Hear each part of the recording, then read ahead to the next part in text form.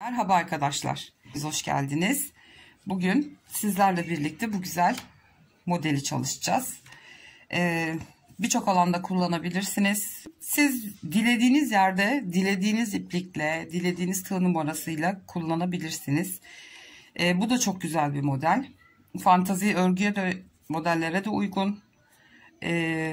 Kışlık örgülere de uygun. Bebek battaniyesi de, bluz de, her şey olur bundan. Onun kararını siz verirsiniz. Benim amacım sadece size modellerin anlatımını yapmak. Ben bunun için 2,5 milim şöyle göstereyim, tulip tığ kullanacağım.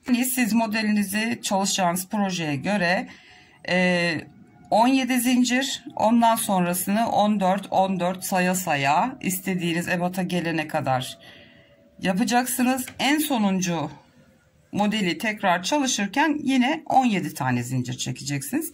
Hesaplamanızı ona göre yapın. Baştaki ve sondaki model şu aralıklara kadar 17'şer zincirden oluşuyor. Şu iki taraf kenar kısımlara gelen. Ortadaki olan, zaten bu üçlü trabzanları örmüş olacağınız için modelden itibaren bir sonraki olan trabzan kısmına kadar 14 tane zincirden ibaret. Zincir çekerken baş ve sondaki şu kısımları 17 olarak hesaplayın lütfen. Ortalar 14 zincir.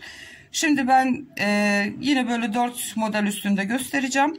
Zincirimi çekeyim, geleyim, başlayalım. Evet arkadaşlar, ben zincirimi çektim. Böyle dörtlü bir motif grubu için 65 tane zincir çekilmesi gerekiyor. Ben 65 zincirimi çektim. Şimdi örmeye başlayalım. Trabzan için ayrıyetten 1, 2, 3 tane zincir çekiyoruz ve 4. sık iğnenin içine batıyoruz.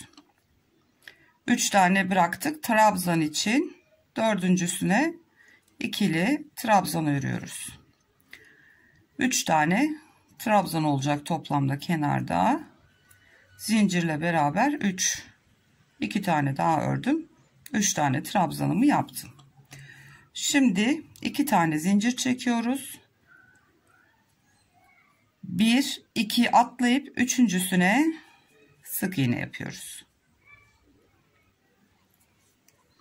Tekrar 2 tane zincir çekiyoruz. Üstüne doluyoruz. 1, 2 atlayıp 3.'süne bir tane ikili trabzan yapıyorum. Araya bir zincir çekiyoruz. Aynı zincirin içine tekrar trabzan yapıyoruz. Bir zincir çekiyoruz. Aynı zincirin içine bir trabzan daha yapıyoruz. Bu şekilde. Üçlü trabzan, sık iğne ile 3. zincire battık. 2 zincir çektik.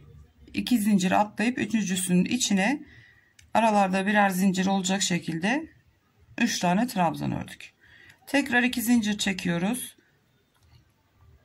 ve devam ediyoruz. 1, 2, 3.'sünün içine tekrar sık iğne yapıyoruz. 2 zincir, 1, 2 zincir atlayıp 3.'süne bir tane ikili trabzan örüyorum. Şimdi şu kısımdaki trabzanları yapıyoruz. 2 tane daha öreceğiz. Her bir zincirin içine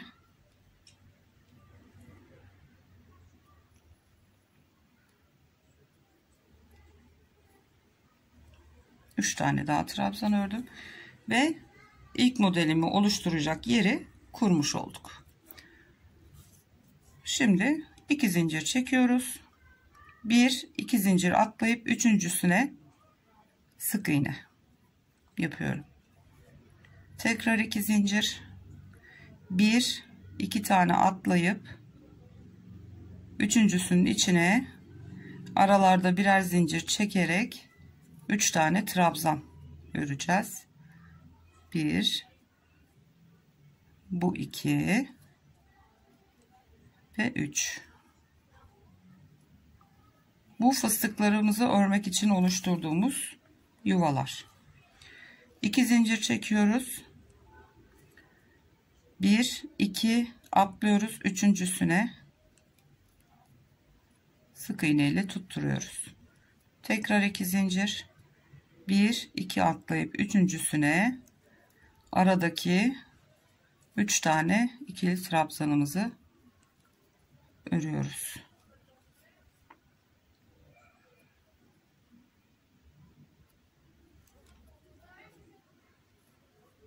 Evet, bu da ikincisi olmuş oldu. Yani şimdi beyazın üstüne görünmeyecek. Şu kısım ilk modelimizi koyacağımız yer. Üçlü trabzandan sonraki ördüğümüz bölümde ikinci modelimizin yeri. Şimdi bu kısmı öreceğiz ve 2 modellik daha yerimiz var. Bunu örüp bitirelim. Geliyorum. Evet, ben sıra sonuna geldim. Şu modeli biraz şöyle çekeyim ki örtü beyaz, iplik beyaz, görmeniz zor olacak. Son 3 tane en sondaki trabzanlarımı yaptım. Şimdi 1 2 3 zincir çekip örgümüzü çeviriyoruz. Ve diptekine değil bir yanındakine batarak yine kenardaki üçlü trabzan grubumuzu örüyoruz. İkili trabzan yapıyoruz. Şimdi burada bir tane zincir çekiyoruz. Bu ilk boşluğu atlıyoruz.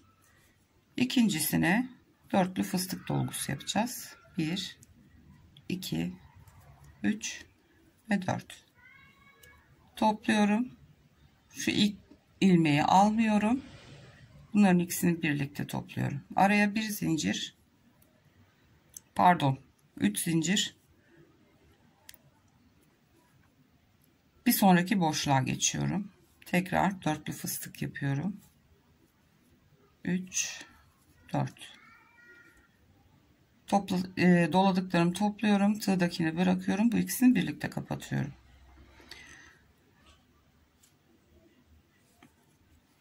Tekrar zincir çektik 3 tane, bir sonraki boşluğa 1 2 3 ve 4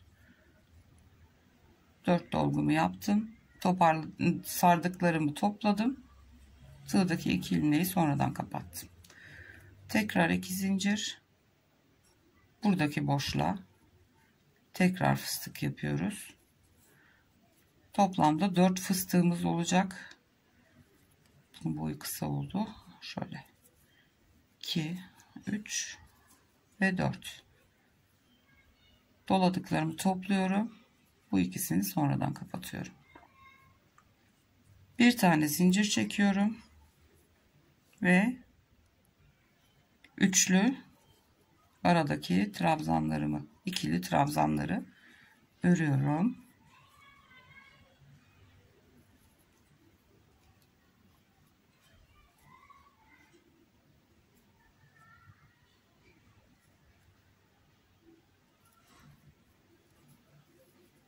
Evet, gördüğünüz gibi ilk fıstıklarımızı, şu bölümü örmüş olduk.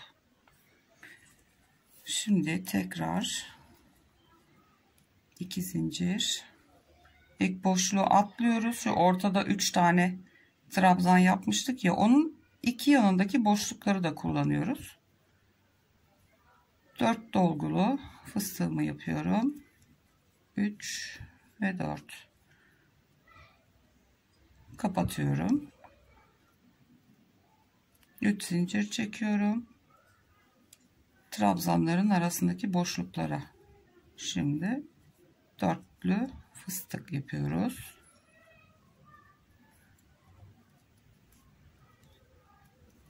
Üç zincir, bir sonraki boşluğa 3 4 kere doladım ve ikisini birlikte kapattım. 1 2 3 zincir ve son fıstığımızı 3 4 kere doladım ve kapattım. Bir zincir çekiyorum ve trabzanlarımı örüyorum.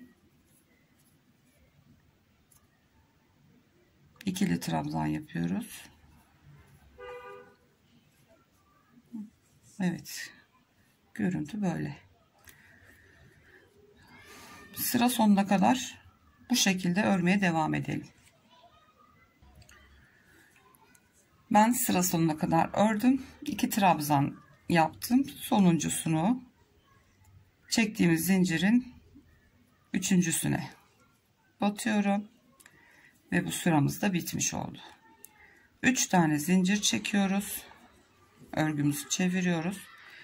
Şimdi aslında ilk model kurulumu bitti. Şimdi diğer modeli kurmak için ne yapacağız? Onu göstereyim hemen. 3 zincir çektik. Kenar trabzanlarımızı hemen örüyoruz. Pardon, dibine batmıyordum. Dip değil, bir yanındakine batıyoruz. Yoksa trabzan sayımız çoğalacak. Şimdi 1 2 3 zincir çekiyorum. Bir ikinci fıstığın arasına sık iğne yapıyorum. 1 2 3 zincir çekiyorum ve bir sonrakine tekrar batıyorum.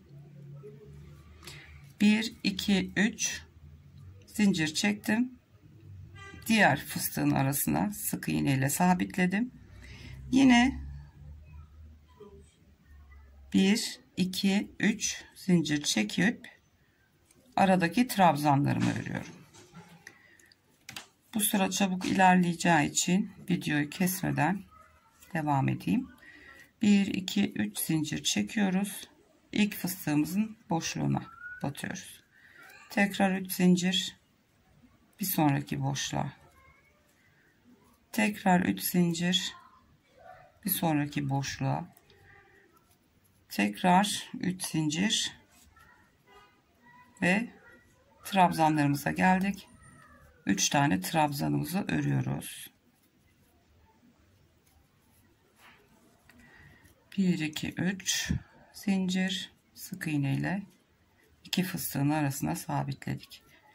2 3 zincir, diğer fıstığımızın arasındaki boşluğa sabitledik. Tekrar 3 zincir, bir sonraki fıstıkların arasındaki boşluğa, tekrar 3 zincir ve trabzanlarımıza geldik.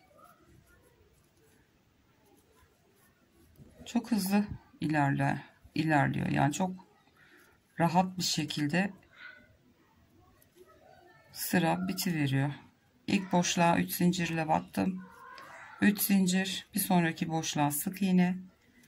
3 zincir, tekrar bir sonraki boşluğa 3 zincir çektim. Ve trabzanlarıma geldim. Son kenardaki trabzanlarımı da örüyorum. Sonuncusunu da zincirin en üsttekine örüyorum. Ve 3 tane trabzanımı yaptım. 3 zincir çekiyoruz, dönüyoruz. Şimdi bu sırada şu 3 kenar trabzanımızı hemen örelim. Şöyle. 5 tane zincir çekiyoruz. 5. Birini atlıyoruz. Şu ortada fıstıkların tepesine yaptığımız 2 tane var. Kenardakiler hariç. Onun ilkine batıyorum. 1 2 3 zincir çekiyorum. Ve şuradaki 2 yuva sayısını burada 1'e düşürmüş oluyorum. 1 2 3 4 5 zincir çekiyorum tekrar ve trabzanlarıma geldim. Trabzanları örüyorum. İlk kısım bitti. Şimdi tekrar 5 zincir. Bunu atlıyoruz. Sadece şu kenardakilerini bırakıyorsunuz. Sadece şu ortadaki 2 fıstık tepesinde olan 2 boşluk var. Onun ilkine batıyoruz. Araya 3 zincir çekiyoruz. Diğer boşluğa batıyoruz. Ve şuradaki 2 boşluğu tek boşluğa düşürmüş olduk. 1 2 3 4 5 zincir çekiyoruz ve trabzanlarımı örüyorum.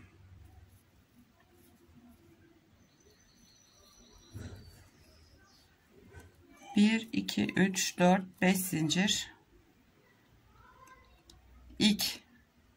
İlkini atlayıp ikinciye, fıstığın tepesindekilere, araya 3 zincir, diğer boşluğa tekrar 5 zincir,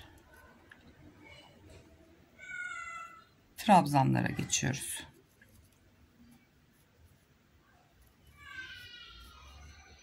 Beş zincir sık iğne, 3 zincir sık iğne, 5 zincir sık iğne ve trabzanlar. Bu sırada bu şekilde 2 3 4 5, ilkini atlıyoruz, ikinci boşluğa batıyoruz, 3 zincir, ikinci boşluğa batıyoruz, sık iğne yapıyoruz, tekrar 5 zincir ve en sondaki 3 tane trabzanımızı örüyoruz. Evet, şimdi burada değişen çok ufak bir ayrıntı var. O da şu: modeli kurarken 2 zincir sık iğne, 2 zincir yapmıştık. Ondan sonra arada birer zincir bırakarak bir zincirin içine 3 tane ikili trabzan yapmıştık. Şimdi bu sırada hani etek ucu kasmasın diye bu işlem yapıldı. Şimdi bu sırada ufak bir değişiklikle 3 zincirimi çektim, döndüm ve kenardaki 3 tane trabzanı örüyorum. Şimdi bu işlemin aynısını şuradaki 5 zincir üstüne yapacağız. Yalnız 2 2 çekmeyeceğiz. İlkini 2 tane çekiyoruz. Buraya sık iğne ile sabitliyoruz. Alt sırada 2 çekmiştik ya, ikisini de. Şimdi bu ortaya fıstıklarımızı yapmak için trabzanlarımızı öreceğiz. Bu aralardaki zincirler birer taneydi ya. O yüzden burada da bir tane çekiyoruz. Yani şu trabzanlara yakın olan kısımdakini bir çekeceğiz. Bu taraf 2 olacak.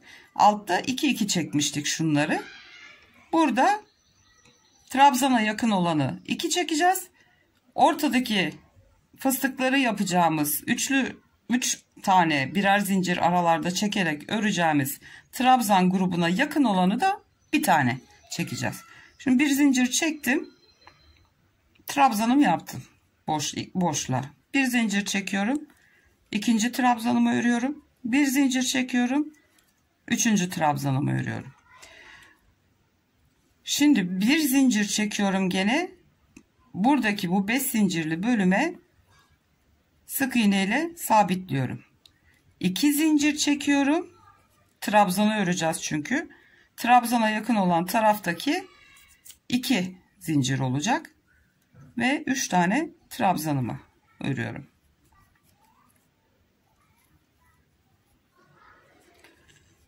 Şimdi neden bir zincir çektiğimizi de göstereyim. Şurada beşli trabzan örmüş görüntüsünü elde etmek için 1 2 3 4 tane boşluğumuz oldu. 4 tane fıstığımızı örebilmemiz için. Yani burada trabzan 3 tane örüyoruz aslında. Ama bunu birer zincirle şu boşluklara sık iğne yaparaktan beşli trabzan grubu elde etmiş görüntüsü oldu. O yüzden bir zincirle bu 5 zincirli kısma sık iğne ile sabitledik. Şimdi bir tane daha öreyim birlikte. 1 2 zincir çekiyoruz. Trabzana yakın olan taraf, sık iğne ile sabitledim. Yani şu bir trabzan vazifesi görüyor bir nevi. Bir zincir çektim. Şimdi boşluğun içine trabzan 3 tane öreceğiz. Bir zincir çektim. İkinci trabzanımı örüyorum. Bir zincir çektim. Üçüncü trabzanımı ördüm. Bir zincir çekiyorum. Boşluğa sık iğne ile tutturuyorum. 2 zincir çekiyorum ve trabzanlara geliyorum. 3 tane de trabzanımı ördüm.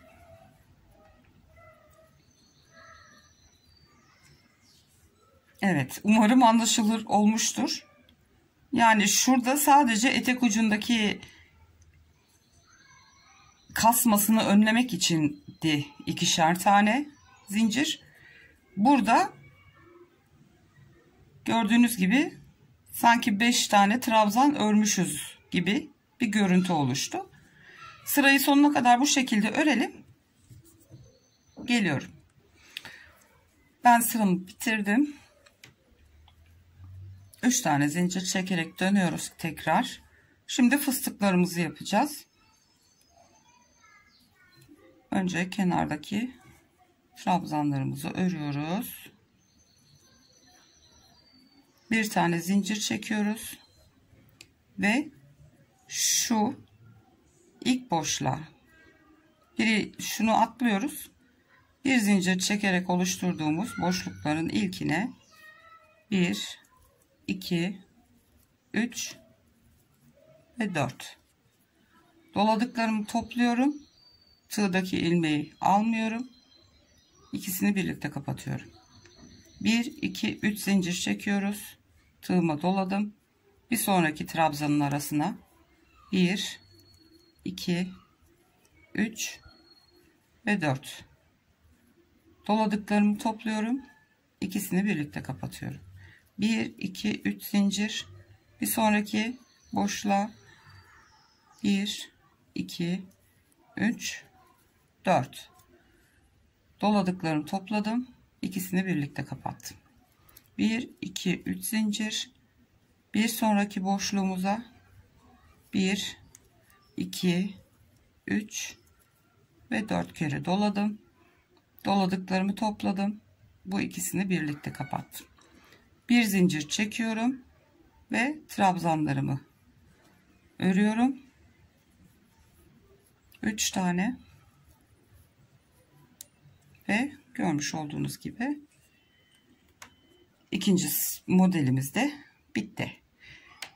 Yani 1 2 3 ve 4 sıradan oluşuyor modelimiz. Şuradan itibaren 4 sırada bir modelimiz oluşuyor.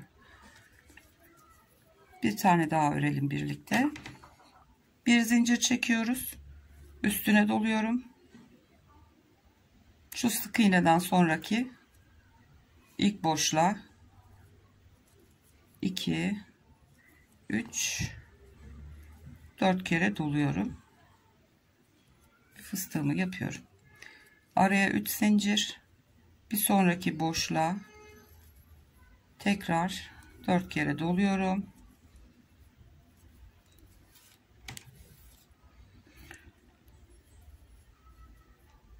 Ve kapatıyorum.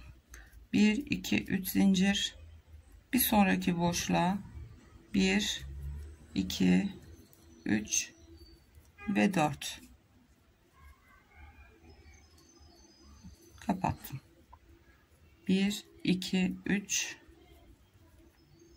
bir sonraki boşluğa 1 2 3 ve 4 topladım ve kapattım. Bir zincir, trabzanları yapıyoruz. 2 ve 3. Gördüğünüz gibi ikinci modelimiz de oldu. Şimdi sıra sonuna kadar bu şekilde örelim. Evet arkadaşlar, ben sıra sonuna kadar ördüm ve 2 tane model birlikte yapmış olduk. Şimdi bundan sonra 3. modelimizi yapmak için şu fıstığın hemen üzerinde ördüğümüz 3 zincirli kısım, bu sırayı öreceksiniz tekrar. Ondan sonra şu